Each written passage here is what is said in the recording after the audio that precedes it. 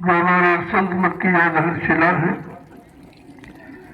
आज आपके सामने संपन्न हो गया। इसी तरह से समाज को, परिवार को, जातियों को अगर सक्सेस बनाना है, शांत प्रिय बनाना है, तो आपको यह संत मत की मर्यादा स्वीकार करनी पड़ेगी, मगर इससे कुछ होने वाला नहीं है।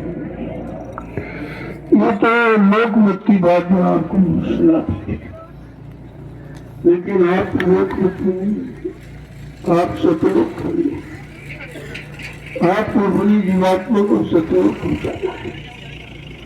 इसलिए सदगुरु से रक्षा यही करनी है कि कटिया काट जो सदगुरु हमें श्रद्धान जाना है, वहाँ नहीं रहना है, श्रद्धान जाना है।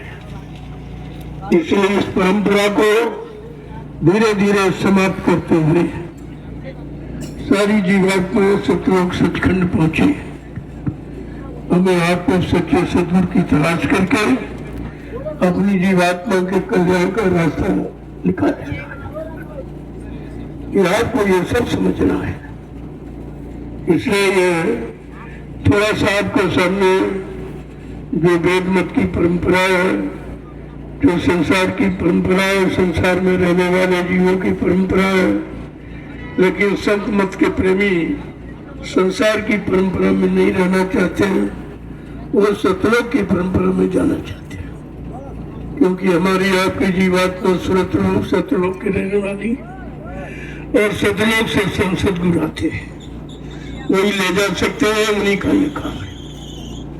इसलिए ये थोड़ा सा नजारा आपके सामने रख दिया गया कि मतलब ये है लोक मत, और हमें आपकी जीवात्मा सतलोक की, हम सतलोक जाने की तैयारी करें। इस लोक मत में मतलोक में रहने की तैयारी नहीं करनी है, यहाँ से निकलने की तैयारी करनी है।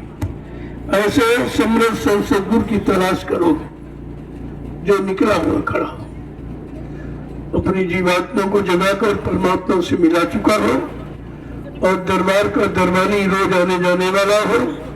ऐसा समय का सदगुरु मिल जाएगा, वो तुम्हारी जीवात्मा को जगाकर घर पहुंचा देगा। तब ये मानव जीवन का असली खेल खत्म हो जाएगा। काम तो ये करना चाहिए। मैंने थोड़ा सा समय आपके सामने रख दिया। वैसे ये संत मत की परंपरा में कुछ नहीं है, वहाँ केवल सदगुरु के सिवा कुछ नहीं। वही सबके कर्ता धर्ता है, वही सबके मालिक है, सारी सूरतों जीवों के वही परमपिता है, और वही ले जा सकते, बाकी काम किसी के बस का नहीं है। आपको इस परंपरा से छुटकारा दिलाने के लिए मैंने ये थोड़ा सा जिक्र आपके सामने करा दिया। वैसे इसमें आपको नहीं फंसना है, निकलना है। धीरे धीरे धीरे धीरे किस तरह से निकलेंगे, परिवार समाज की परंपरा नीतियों को, रीतियों को, यानी मर्यादाओं को पालन करते हुए हमें किस तरह अपना मानव जीवन शांति सुख में बनाना है, अपनी जीवात्मा का कल्याण सदगुरु के चरणों में जाकर करना है, और जीवात्मा को जगाकर मालिक से मिलाना है। ये हमारा सबका एकमात्र मानव जीवन का लक्ष्य आधार है, इसके सिवा कोई आधार नहीं। जय गुरुदेव। ये 3 दिवसीय कार्यक्रम 9 वर्ष की शुभकामनाओं के साथ ये 3 दिवसीय कार्यक्रम रखा गया। आज ये पहला दिन है, इसमें एक आदर्श विवाह है। कल से मैं सत्संग प्रारंभ करूंगा। आपको पूरा कार्यक्रम करके ही लाभ लेके जाना चाहिए। लोगों जल्दी काम शैतान का, धीरज काम रहमान का। शैतानियत करोगे तो चले जाओ, तो तुम्हारी इच्छा बनने पर मैंने 3 दिन का कार्यक्रम क्यों रखा है, इसमें आपको दया मिल जाए। आप दया आपको संभाल के रख सको, इतने आप किससे होशियार नहीं हो कि आप दया को ऐसे संभाल लो। सदगुरु तो दया कितनी कठिन होती है, कितनी भारी होती है, वो जीव के बस की बात नहीं कि उसको संभाल ले। बिना उनकी दया के तुम संभाल भी नहीं सकते। इसलिए मैंने 3 दिवसीय कार्यक्रम रखा है, और कल दूसरा दिन परसों चल सकते थे, लेकिन आज ही एकदम भागने की तैयारी, ये जल्दबाजी का काम संत मत में नहीं होता। धीरे धीरे धीरे धीरे धीरे धीरे जैसे फंसे हो ऐसे धीरे धीरे निकलने का प्रयास करो। और तुम यहाँ फंस के आए हो, फिर फंसने के लिए दौड़ रहे हो, जल्दी जाए जल्दी, अरे वहीं से चल के यहाँ आए हो और फिर वहीं जा रहे हो तो वहाँ क्या हो जाएगा। और अभी तक इतने दिन रहे कुछ कर लिया, अब क्या कर लोगे, बात को तुम समझते नहीं हो। इसलिए समझने का प्रयास करो। काम कलयुग में आसान है, लेकिन आसानी से जब समझ लोगे तो कुछ नहीं। अब देखो एक और हमारी पुरानी परंपरा राजाओं महाराजों की है, वो जयमाला, जयमाला इसकी जय काल से जय। जब दयाल की शरण में जाओगे तो काल से जय हो जाएगी, तब जयमाला शुद्ध मानी जाती है। ये तो सब आपको सिखाया पढ़ाया जा रहा धीरे धीरे, कैसे कैसे हमें आपको इन लोकाचार की रीतियों से अलग होना है और सत्यों की रीतियों में अपनी जीवात्मा को जगा कर घर पहुंचाना है। हमारा सब आसुरी कर्म ये है। जय गुरुदेव। मेरा स्वास्थ्य बहुत खराब था, लेकिन ये शादी का अनुष्ठान था तो मुझे जाना पड़ा। मैं पहली बार शादी में शामिल हुआ, तो पूरी शादी मेरे देख रेख में हुई है, ये पहली बार है। सुनता रहता हूँ, लेकिन शामिल होना जरूरी था कि तुम इस लोकाचारी में फंसे रहोगे तो संत मत को समझोगे कब, संतों की शरण में कब आओगे, कब जाओगे, कब अपना कल्याण करोगे, क्या इसी में फंसे रह कर नहीं, इससे अलग होना। अलग जब ये हो पाओगे जब तुम समझ जाओगे, बिना समझे तो कोई अलग हो ही नहीं पाया। और समझना की सीख सत्संग, सत्य का संग जब मिलेगा तब सत्य की जानकारी होगी। जब सत्य जान जाओगे झूठ अपने आप खत्म हो जाएगा, पाखंड अपने आप छूट जाएगा, संतों की शरण में चले जाओगे, आपकी जीवात्मा का कल्याण हो जाएगा। जय गुरुदेव। जब समय से, इसलिए मैंने कहा कि समय से भोजन कराओ, ये नहीं रात खराब करनी। वो दान दक्षिणा वाले रात खराब किया करते हैं, क्योंकि अगर टाइम नहीं लगे तो तुम पैसा नहीं दोगे। यहाँ तो ऐसा कुछ है नहीं, यहाँ लेना नहीं देना है, सबको देना है, सबको तुम्हारी झोली में डालना है। ये लेने वाला दरबार नहीं है, ये देने वाला दरबार है। वो भी दया देने वाला जो कहीं नहीं आपको मिलेगी। दुनिया में किसी देश में चले जाओ, किसी मजहब धर्म में चले जाओ, दया आपको कोई नहीं दे सकता। यही बात आपको समझी जाए। अगर दया लेनी है तो सदगुरु के दरबार में आना पड़ेगा, इसके अलावा दया कहीं बटती नहीं है।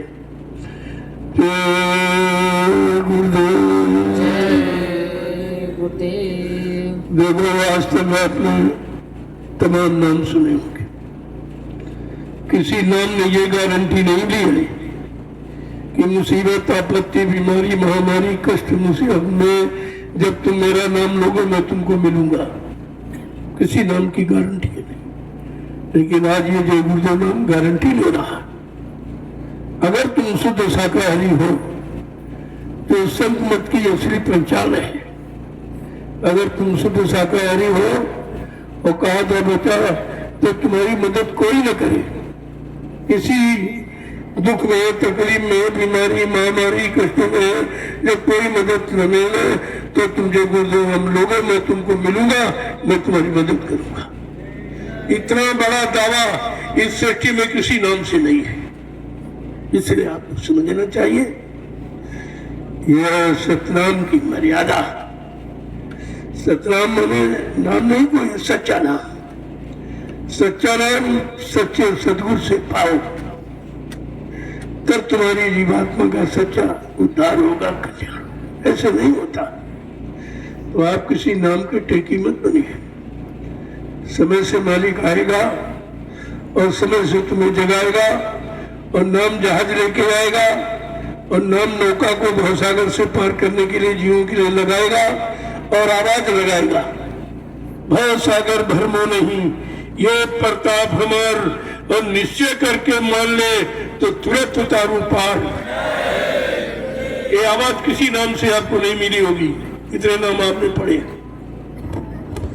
वो तो 5 नाम का सुमिरन करो, वो तो सिमरन की बात है। और श्याम सूरत में सूरत दसो, बस इतना काम करेंगे ना। बाकी समय का नाम कहा मंत्र मूलम गुरु वाक्यम, सच्चा मंत्र जो गुरु का वाक्य है, गुरु का वाक्य है जो गुरुदेव। 5 नाम तो सभी संतों ने बताए, उनका तो सिमरन करना है। इनसे क्या होगा, तुम्हारी जीवात्मा को एक रास्ता मिलेगा। ये 5 मुकामी सुनने हैं, ये 5 मंजिलें हैं, इसमें आखिरी मंजिल सतनाम है। इसके ऊपर तुम्हारा धाम है। यही तक नहीं, यहां से संत आते हैं, सतलोक से संत आते हैं और अलग लोक से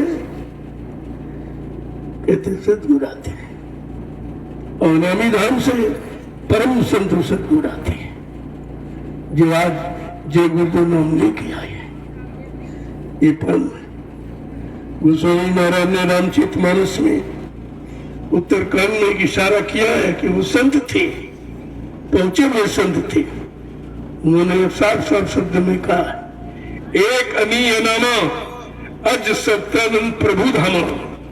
एक ही अनामी धाम है, वहाँ एक अनामी महाप्रभु है।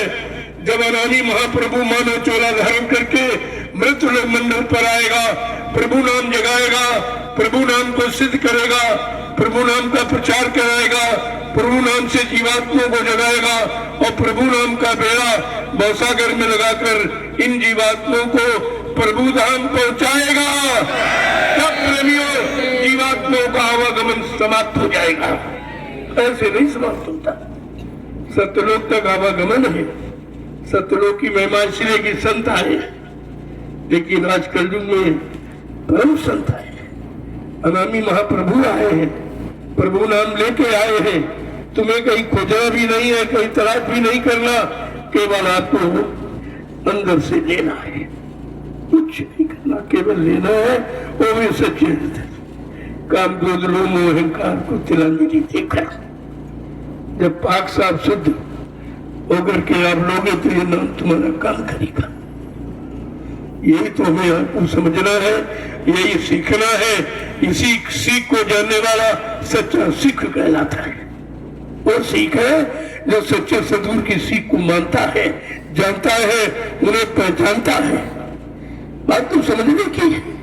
कल मैं इस बारे में आपको पूर्ण विस्तृत सत्संग दूंगा, जो आपने शायद कभी सुना नहीं होगा।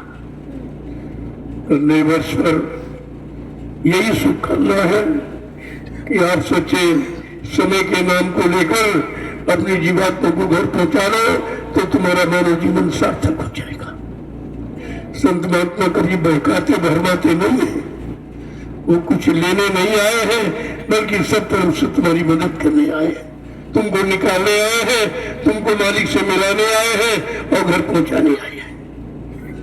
जय गुरुदेव। अब आगे के रस्म आज उसको पूरा करो और टाइम से इनको भोजन करो। तो भोजन का एक समय होता है, वो समय तुम बर्बाद करते रहते, उससे कोई मतलब नहीं निकलेगा। सिर्फ केवल आपको गुरबाणी, कलयुग में गुरबाणी का महत्व है, और गुरबाणी नहीं बल्कि सतगुरबाणी का महत्व है। बस आपको सतगुरबाणी मिल जाए, सब कुछ मिल गया।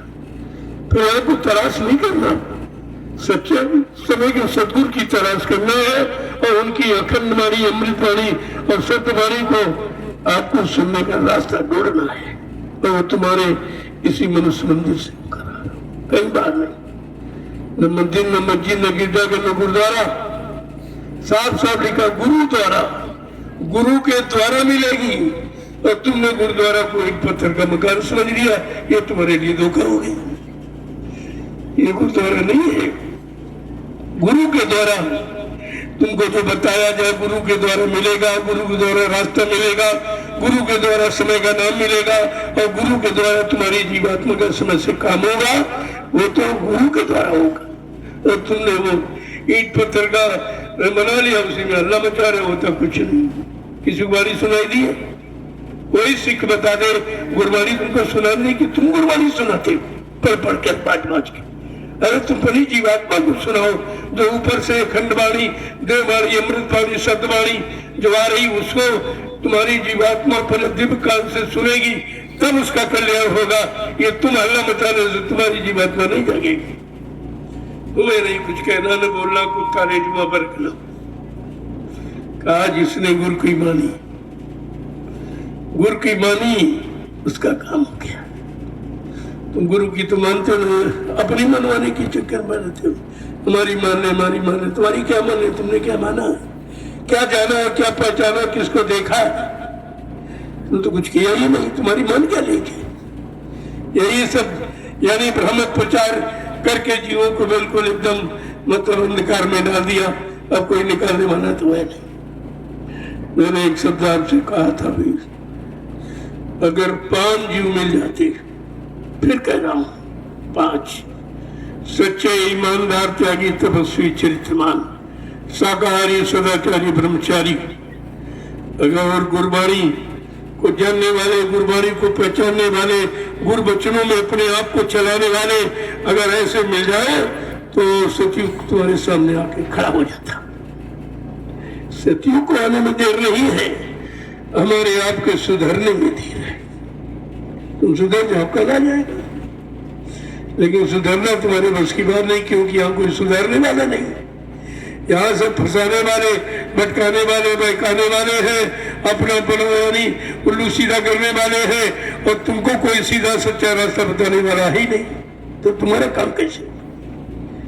इसीलिए कहा कि सच्चे सदगुरु की तलाश करो, मिल जाएंगे, मिल जाएंगे। वो आए हैं, वो तुम्हारी जीवात्मा के कल्याण के लिए ही आए। वो कोई अपना लाभ लेने तुमसे नहीं आए, वो जीवात्मा कल्याण करने। जय गुरुदेव। अब आपके लिए अपना रस्म जो आगे कह रहे उसको भी पूरा करो, और समय से उनको भोजन कराइए। भंडारे का महाप्रसाद जो बना वो खराब न होने पाए, वो समय से कराइए आप उनको। यही तो तुम गलती करते रहते हो, भोजन भी खराब करते हो, स्वास्थ्य भी खराब करते हो, पैसा भी खराब करते हो, समय भी खराब करते हो। और क्या मिला आपको आज तक? तुम पूरी रात खराब कर देते, क्या मतलब है? 2 व्यक्तियों का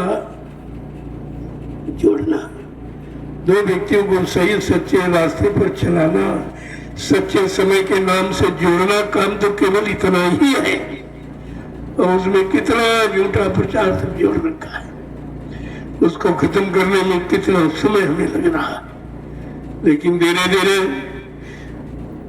संत कभी हार नहीं मानते, कभी हारते नहीं है। उनके यहाँ हार नाम ही नहीं, और उनके यहाँ कोई असंभव शब्द बना ही नहीं है। लेकिन तुम्हारे सुधरने में देर है। जय गुरुदेव। मेरा स्वास्थ्य बहुत खराब है। अभी कानपुर से अस्पताल से आया था, केवल इस पारिक्रम संस्कार के लिए आया था। तो जी को मैंने वचन दिया था कि मैं मौजूद रहूंगा, मैं अपनी मौजूदगी देखरेख में आदर्श विवाह संपन्न करूंगा। वो आप वचन में क्या है, उसकी मर्यादा देखिए आप, कितनी हंसी खुशी से, कोई किसी पर कोई टेंशन नहीं, कोई किसी को कर्जा लेने की जरूरत नहीं है, घर मकान जमीन गिरवी रखकर शादी करने की आवश्यकता नहीं है। संत मत कभी नहीं कहता है।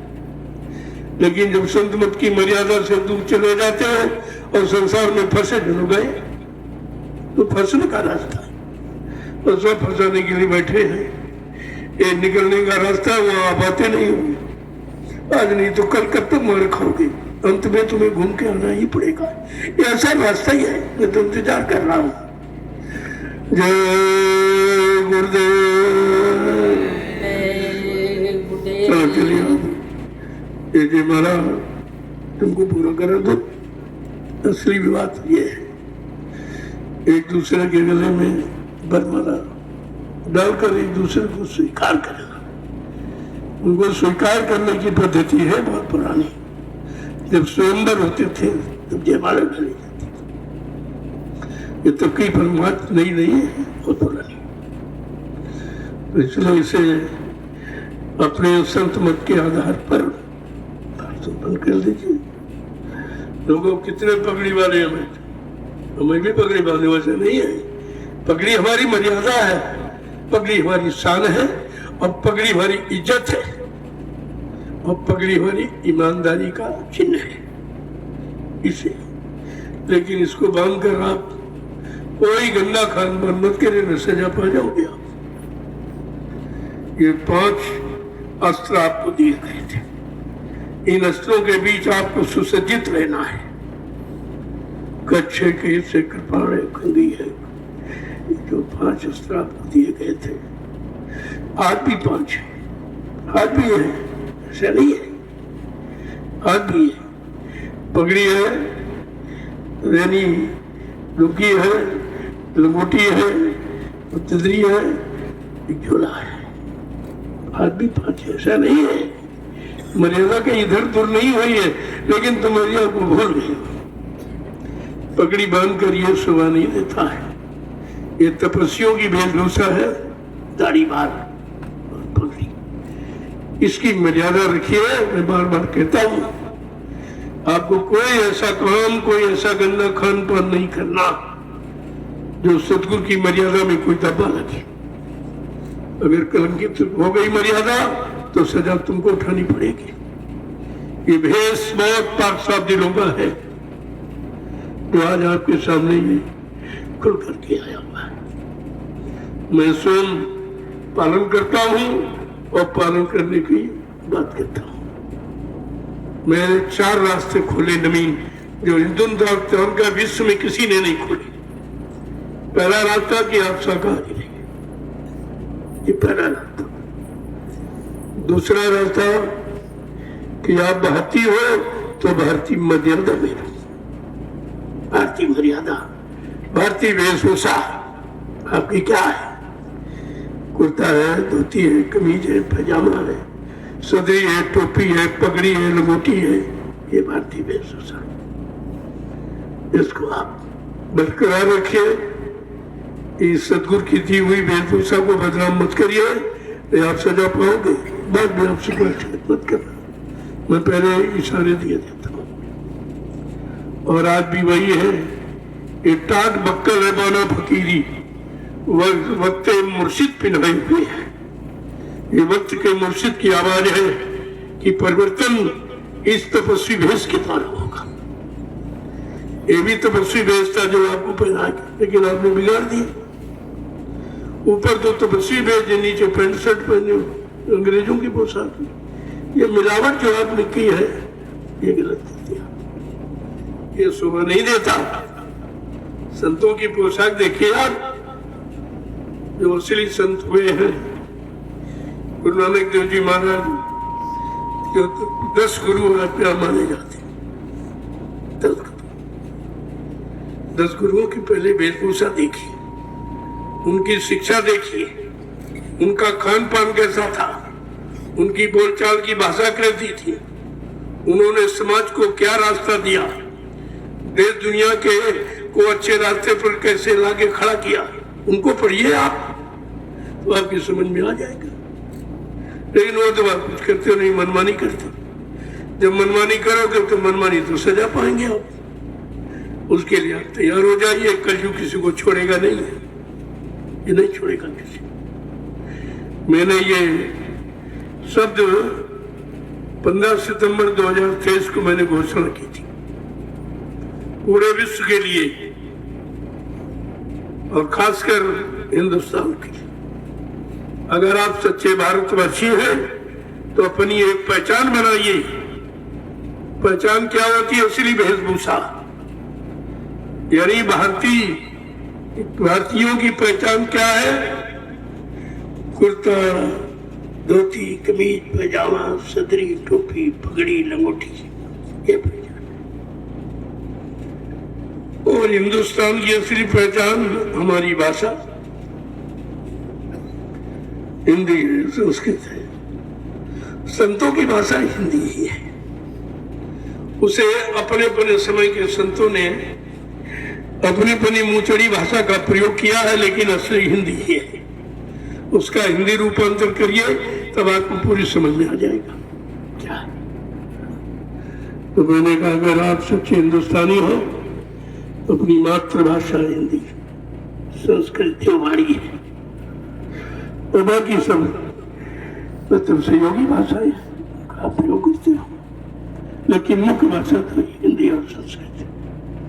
आज ये वेद मंत्र सब संस्कृत में बने, किसी भाषा में नहीं थे। आप नहीं कोई अंग्रेजी में वेद मंत्र नहीं, कम से कम ये भी तो देखते हो आप।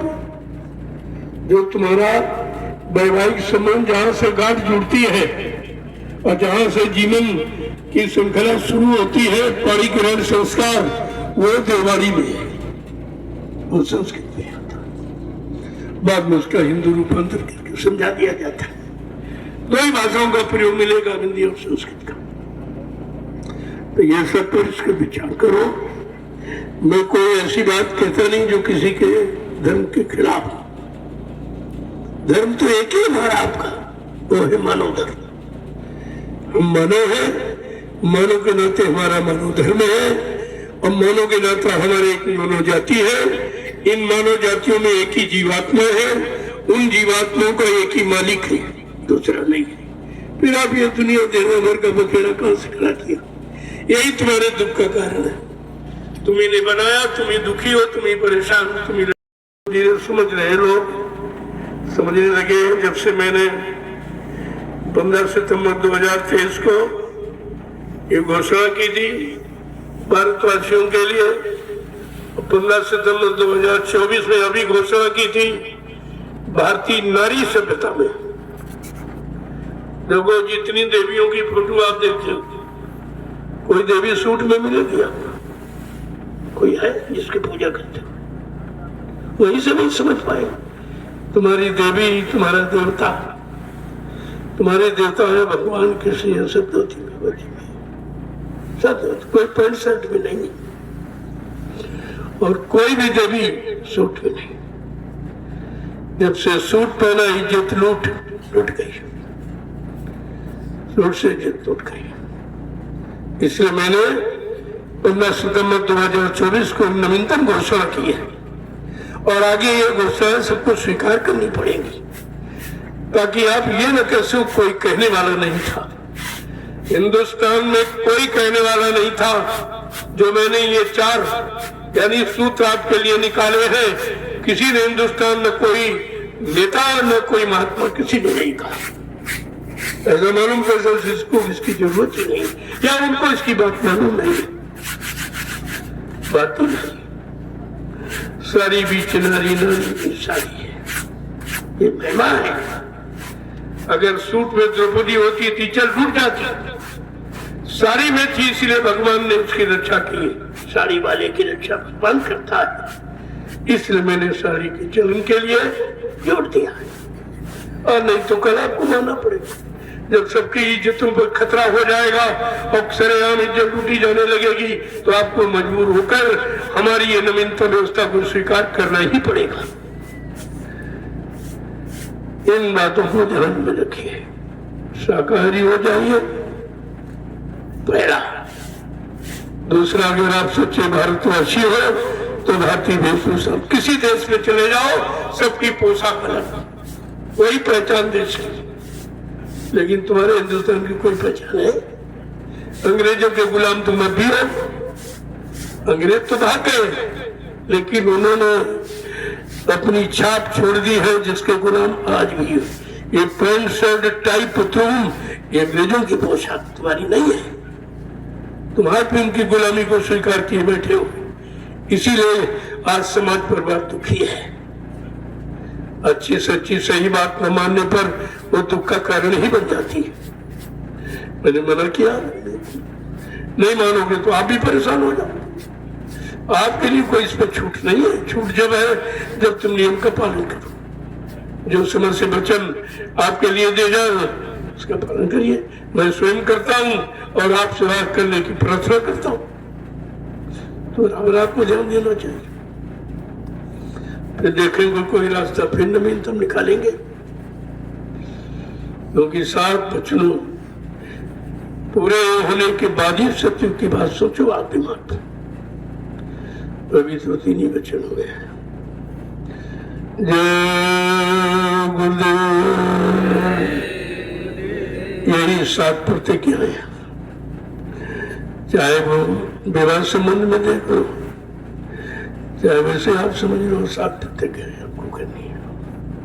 इन्हीं प्रतिज्ञाओं के अंतर्गत अपने जीवन निकालना है। अगर जीवन का असली आनंद आपको प्राप्त करना है तो अब आप चलिए। विस्तृत ये दृष्टांत है, इसको कहां तक कहूं मैं। ये 72 साल की गुलामी इतनी कठिन हो गई है कि 1-2 दिन में बयान नहीं किया जा सकता। इतना गंदा और खराब किया गया और अब भी किया जा रहा। और उन्हीं को तुम धार्मिक कहते, तुम खुद ही नहीं धर्म की परिभाषा जानते। ये लोभी लालची धार्मिक है, इनको धर्म की परिभाषा बताओगे। लेकिन वो समय खराब फिर आएगा कैसे, फिर विनाश होगा कैसे। अगर नहीं कुछ करोगे तो सजा कैसे पाओगे। तो तुम्हारा करना भी जरूरी है और संत महात्माओं का बताना भी जरूरी है। नहीं ये नहीं कहोगे कोई किसी ने नहीं कहा था। ये महाभारत को आपने देखी लेकिन समझा नहीं है। उस समय भी कोई कहने को तैयार नहीं था। जो बड़े बड़े मतलब भीष्म पितामह द्रोणाचार्य के पास द्रोणाचार्य सब बैठे थे, लेकिन सब अधर्म का साथ दे रहे थे और कह नहीं पा रहे थे। इतने विवश थे वो भी नहीं कह पा रहे थे। लेकिन नहीं, उस समय भी कोई कहने वाला था। वो कौन था? महात्मा विदुर। महात्मा कहता है, ये महात्मा का काम है अपने भटके हुए राजा को रास्ते पर लाना, अपने यानी खराब हो रहे समाज को सही से सही रास्ते पर लाके खड़ा करना। ये महात्मा का कर्तव्य है। इसलिए महात्मा समय से सबको इशारा करते हैं और सबको बताते हैं, माना न माने तुम्हारा काम, नहीं मानोगे तो मजबूर हो जाओगे। समय तुमको मजबूर कर देगा, आपको हमारी बात सुननी ही पड़ेगी। आज नहीं तो कल, अब ज्यादा समय नहीं रहा। ये बातें आपको माननी पड़ेगी, इसमें कोई अमान्य है ही नहीं। मैं कोई अपने लाभ के लिए कहूं, कोई अपने स्वार्थ के लिए कहूं तो आप मत मानो, लेकिन अपने लाभ अपने हित की बात तो मानो। तुम्हारा हित, तुम्हारा मेरा कोई हित नहीं, मेरा ही काम नहीं है। परमार्थ के कारण साधु धरा शरीर, उनका शरीर परमार्थ के लिए बना है, अपने स्वार्थ अपने ऐसो आराम के लिए नहीं बना है। ये हमेशा आपको ध्यान में रखना चाहिए। वो सारे जीवों को कष्ट उठाते हैं और जीवों को सही सच्चा रास्ता प्रशस्त करते हैं। चलो थोड़ा समय बहुत हो जाएगा। 72 साल का इतना दुख है, उसे हम कैसे बयान करते थोड़े समय। मैं पूरे हिंदुस्तान में घूम घूम कर ये संदेश देता रहा। जो भेददारी बात रखने वाले महात्माओं ने अगर मेरा साथ दिया गया होता तो सतयुग कब का आ गया होता। वो भी नहीं, वो भी सब बिके हुए, सब बिके हुए। ऐसा स्वार्थ में एकदम डूब गए हैं कि परमार्थ उनकी भी समझ में नहीं आ रहा कि परमार्थ किसे कहते, धर्मार्थ किसे कहते, उनको भी नहीं मालूम कुछ। लेकिन समय तो मनवा देगा, उस समय आ गया है। महात्मा अपनी बात समय से कहते रहेंगे, इशारा करते रहेंगे, मानना न मानना है तुम्हारा काम है। जय गुरुदेव। चलो आप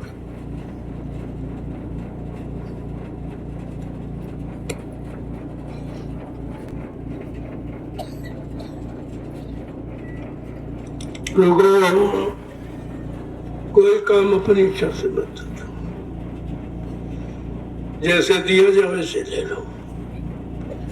जब किसी से कुछ लेना होता है तो उसकी मर्जी के अनुसार, अपनी मर्जी से आप उन्हें नुकसान कर बैठोगे। इसलिए आज तो समय आदर्श विवाह का, कल सत्संग दर्शन कर होगा। एक सत्संग कम से कम एक सत्संग सुन के तो जाओ, किराया भाड़ा खर्च करके आए हो, ये दिन रोज नहीं मिलेगा। इतने लोग बैठे हो, तमाम इस दिन के लिए शरीर छोड़ के चले जाएंगे, बहुत लोग चले जाएंगे, उनको ये 25 का नौवर्ष नहीं मिल पाएगा। इसलिए जो समय लेके आए हो, कुछ लेके जाओ, यही तुम्हारे काम आएगा, अंतिम श्वास तक ये काम आएगा। बाकी जो तुमने इकट्ठा किया वो यही छूट जाएगा, वो तुम्हारे काम आने वाला नहीं है। ये काम जय गुरुदेव।